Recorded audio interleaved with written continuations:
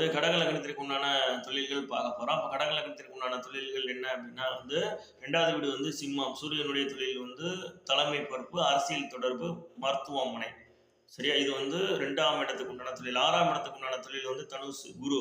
அப்ப குரு வந்து நீதித்துறை, அதே மாரி அறநிலைத்துறை, ஆன்மீகத்துறை, அதுக்கப்புறம் வந்து கணித வளத்துறை, அதே மாரி வந்து உங்களுக்கு வந்து ஒரு வங்கி மேலாளர், ஒரு நிர்வாக பொறுப்பு, இது எல்லாமே வந்து குருவுக்கு உண்டான துறைகள். அதே மாதிரி 10வது வீடு வந்து மேசம். அப்ப செவ்வாய்க்கு உண்டான துறைகள் வந்து அடிமை தொழில்கள் எல்லாரும். அதே மாதிரி அடிமை தொழில்கள் என்னன்னா நகை எடுக்கிறது, அதே மாதிரி வைரம் எடுக்கிறது, இந்த கடின உழைப்புகள், வாகனங்கள், இது மாதிரி எல்லாமே கடின உழைப்புகள், அடிமை தொழில்கள் புறம் செவ்வாயுடைய வீடு. அது போக வந்து மிலிட்ரி, போலீஸு, அது மாதிரி வந்து டாக்டரு, இந்த மாதிரி லைன்கள் வந்து வரது பூராமே வந்து செவ்வாயுடைய மேசத்துடைய 10வது வீட்டுடைய தொழில். இதை வந்து இந்த மூணையும் வந்து கடகலக்கணத்துக்காரர்கள் எடுத்தார்கள்னா வெற்றி உண்டு.